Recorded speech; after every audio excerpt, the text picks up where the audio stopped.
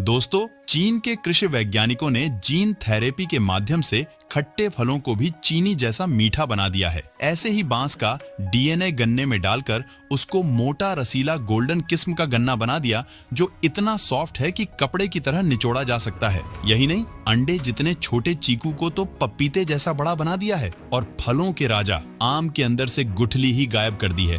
अंगूरों की बात करें तो अब तक हरे और काले अंगूर ही देखे थे, लेकिन इन्होंने फिंगर ग्रेप्स उर्फ लंबू अंगूर भी पैदा कर दिए। सब्जियों में तोरई का तोरा बना दिया और प्याज के डीएनए से ये फल बना दिया।